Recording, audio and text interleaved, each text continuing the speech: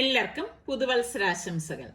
ഇപ്പം നമ്മുടെ വീട്ടിൽ വെണ്ടയ്ക്കയൊക്കെ ഉണ്ടെങ്കിൽ പെട്ടെന്ന് തയ്യാറാക്കി എടുക്കാൻ പറ്റുന്ന 2 കറികളാണ് ഇന്ന് ഞാൻ നിങ്ങളുമായിട്ട് ഷെയർ ചെയ്യുന്നത്. അപ്പം ഞാൻ എന്താ കുറച്ചധികം വെണ്ടയ്ക്ക ഇവിടെ എടുത്തിട്ടുണ്ട്. അപ്പം വെണ്ടയ്ക്ക നന്നായിട്ടൊന്ന് കഴുകിയ ശേഷം നമുക്ക് ഇതുപോലെ ഒന്ന് 1/4 ഇഞ്ച് കനത്തിൽ വട്ടത്തിലൊന്ന് അരിഞ്ഞെടുക്കാം. അപ്പം അതിൻ്റെ കൂട്ടത്തിൽ ഞാൻ 2 പച്ചമുളകും കൂടി ഒന്ന് കട്ട് ചെയ്ത് എടുക്കുകയാണ്. അപ്പം തീരെ കനം കുറഞ്ഞ് പോരുത് കേട്ടോ വെണ്ടയ്ക്ക അരിയുമ്പോഴേക്ക്. പിന്നെ നമുക്ക് ഒരു ചെറിയ പീസ് ഇഞ്ചി വേണം. അപ്പം ആ ഇഞ്ചിയും നമുക്ക് ചെറുതായിട്ടൊന്ന് അരിഞ്ഞെടുക്കണം.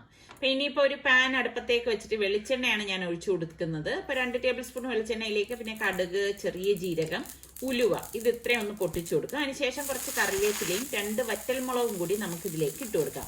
ഇതൊക്കെ ഇടുമ്പോഴാണ് ഇതിന് ടേസ്റ്റ് വരുന്നത് കേട്ടോ. എന്നിട്ട് ഇത് ഒന്ന് ഇളക്കി കൊടുക്കണം. ഇളക്കി കൊടുത്ത ശേഷം നമ്മൾ കട്ട് ചെയ്ത് വെച്ചിരിക്കുന്ന വെണ്ടയ്ക്ക നമുക്ക് ഇതിലേക്ക് ഇട്ടിട്ട് ഇളക്കി കൊടുക്കാം. അപ്പോൾ ഇതുപോലെ ഒന്ന് ഇളക്കി കൊടുക്കണം. കൈ എടുക്കാതെ ഒന്ന് ഇളക്കി കൊടുക്കണം. പാകത്തിനുള്ള ഉപ്പും കൂടി നമുക്ക് ഈ സമയം ഇതിലേക്ക് ചേർത്ത് കൊടുക്കാം.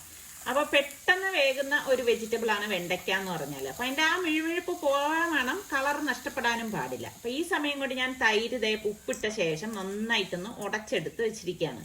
അപ്പോൾ ഇതുപോലെ നമ്മൾ ഉടച്ചെടുക്കണം. അപ്പോൾ വെണ്ടയ്ക്കയും നമുക്ക് ഇവിടെ റെഡി ആയിട്ടുണ്ട്. അപ്പോൾ ഇത്രയേ ഉള്ളൂ സംഭവം. അപ്പം നമുക്ക് ഈ ഫ്രൈ ചെയ്ത വെണ്ടയ്ക്ക നമുക്ക് ഈ തൈരിലേക്ക് ഇട്ടിട്ട് എല്ലാം കൂട്ടിയിട്ടൊന്ന് മിക്സ് ചെയ്തെടുക്കുമ്പം അടിപൊളി വെണ്ടയ്ക്ക മോര് കറി റെഡിയാണ്.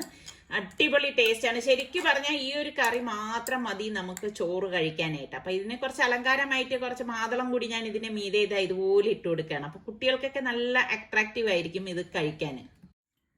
അടുത്ത റെസിപ്പിക്ക് വേണ്ടി വീണ്ടും ഞാൻ കുറച്ച് വെണ്ടയ്ക്ക എടുത്തിട്ടുണ്ട്. അപ്പൊ ശരിക്കും പറഞ്ഞാൽ ഒരുപാട് ഗുണങ്ങളുള്ള ഒരു വെജിറ്റബിൾ ആണ് വെണ്ടയ്ക്ക എന്ന് പറയുന്നത്. മാട്ടിറച്ചിക്ക് സമം എന്നൊക്കെയാണ് വെണ്ടയ്ക്കയെ പറയുന്നത്. അപ്പൊ അത് ഞാൻ ഇവിടെ വെണ്ടയ്ക്ക 1/4 ഇഞ്ച് കനത്തില് കട്ട് ചെയ്ത് എടുത്തിരിക്കുകയാണ്. പിന്നെ നമുക്ക് വേണ്ടത് സവോളയാണ്. അപ്പൊ ഞാനിവിടെ ഒരു സവോള ഇതുപോലെ ഒന്ന് സ്ലൈസ് ചെയ്തെടുക്കും. ഒരുപാട് കനം കുറച്ച് അരിയേണ്ട ആവശ്യമില്ല. പിന്നെ നമുക്ക് ഇതിലേക്ക് പച്ചമുളക് വേണം. ഇതിന് എരിവെന്ന് പറയുന്നത് ഈ പച്ചമുളകിൽ നിന്ന് കിട്ടുന്ന എരിവാണ് കേട്ടോ. അപ്പൊ അത് നിങ്ങൾക്ക് എത്രയാണോ വേണ്ടത് അനുസരിച്ച് എടുക്കുക. ഞാനിവിടെ ഒരു 3 എണ്ണം എടുത്തിട്ടുണ്ട്. അപ്പൊ അതും ഒന്ന് കട്ട് ചെയ്ത് മാറ്റി വെക്കാണ്. അപ്പൊ ഒരു പാനിലേക്ക് വേണ്ടി ഞാൻ വെളിച്ചെണ്ണയാണ് എടുത്തിരിക്കുന്നത്. ഒരു 3 ടേബിൾ സ്പൂൺ വെളിച്ചെണ്ണ ഒഴിച്ച് ചൂടാകുമ്പോഴേക്ക് കടുകിട്ട് പൊട്ടിച്ച ശേഷം വറ്റൽമുളകും കൂടി ഇട്ട് കൊടുക്കാണ്. പിന്നെ നമുക്ക് ഇതിലേക്ക് കറിവേപ്പില വേണം. ഇനി നമ്മൾ ഈ അരിഞ്ഞു വെച്ചിരിക്കുന്ന സവാളയും പച്ചമുളകും കൂടി ഇതിലേക്ക് ഇട്ടിട്ട് ഒന്ന് വഴറ്റി കൊടുക്കുക. ഒരുപാട് വഴലേണ്ട ആവശ്യമില്ല. അപ്പം നമുക്ക് ഈ കട്ട് ചെയ്ത് വെച്ചിരിക്കുന്ന വെണ്ടയ്ക്ക ഇതോടൊപ്പം തന്നെ ചേർത്തിട്ട് ഒന്ന് മിക്സ് ചെയ്ത് കൊടുക്കണം.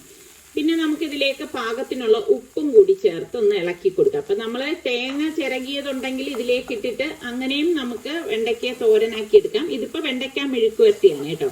അപ്പൊ അടിപൊളി വെണ്ടയ്ക്ക മെഴുക്കുവരട്ടി റെഡി ആയിട്ടുണ്ട്. അടുത്ത നമുക്ക് സിമ്പിൾ റെസിപ്പിയുമായി കാണുന്നത് വരെ എല്ലാവർക്കും ബൈ.